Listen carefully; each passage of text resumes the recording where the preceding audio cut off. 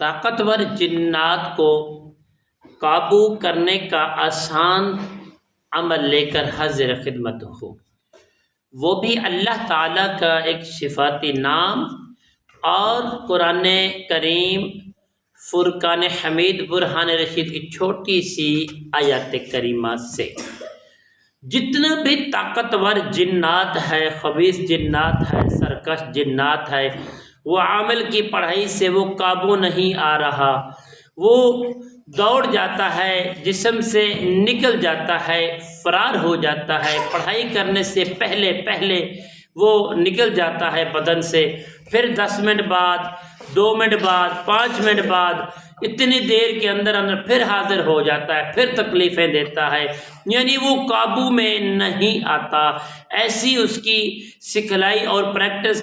کی گئی ہے پیچھے سے عامل نے کہ وہ کسی کے ہاتھ نہیں لگنے والا، کہیں اس کا راز و نیاز جو ہے وہ کھل نہ جائے۔ وہ ایسا خبیث اور طاقتور جن ہے، اس کو سمجھ ہے پوری شرارتیں کی، وہ کامیابی سے فرار ہو جاتا ہے، کبھی تکلیف دے کر چلا جاتا ہے، سب گھر والے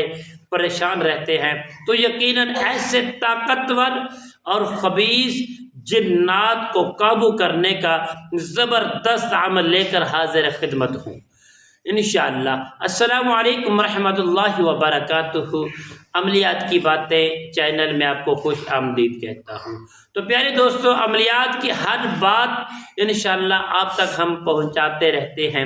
تو پیارے دوست، جن دوستوں نے ابھی تک میرے چینل کو سبسکرائب نہیں کیا، سبسکرائب کر لیں۔ تو پیارے دوستو، یہ عمل کی جانب بڑھتے ہیں۔ عمل کیا ہے؟ وہ طاقتور جنات جو آپ کے بدن میں داخل ہوتے ہیں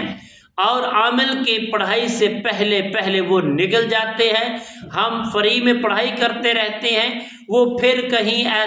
سائڈ پر بیٹھ جاتے ہیں، پھر پڑھائی بند ہونے کے بعد پھر آ جاتے ہیں، یعنی حاضری تر حاضری اور تکلیف تر تکلیف دیتے رہتے ہیں۔ پیچھے سے عامل نے جو ان کو حکم لگایا ہوتا ہے وہ یہی ہوتا ہے کہ کسی کے قابو میں نہیں آنا، اس لیے کہ کوئی آپ کو کلام کے ذریعے باندھے، قابو کر لے اور آپ سے بات چیت کر کے سارا حال ہم سے پوچھے، تو آپ کہیں کچے نہ ہو جانا، یہ بیانات نہ دے دینا فلاں نے بھیجا ہے، فلاں نے بھیجا ہے، اس سے وہ بڑے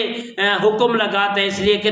کامیابی سے فرار ہونا ہے۔ تو ایسے طاقتور جنات کو قابو کرنے کا میں آپ کو ایک وظیفہ دے رہا ہوں۔ جب ایسا مریض آپ کے پاس ہو، اس کو سامنے بٹھائیں، 21 مرتبہ پڑھیں صلی اللہ علیہ محمد، اس کے دائیں کان کے اندر پھونکیں، پھونکنے کے بعد آپ پڑھیں یا رقیب یا ذل جلال والاکرام، 101 مرتبہ پڑھیں، کسی سے بات چیت بھی نہ کریں اور اس کو دم کریں گے، دہرہ لگا دیں گے۔ دیکھیں، دہرہ لگا لیں گے،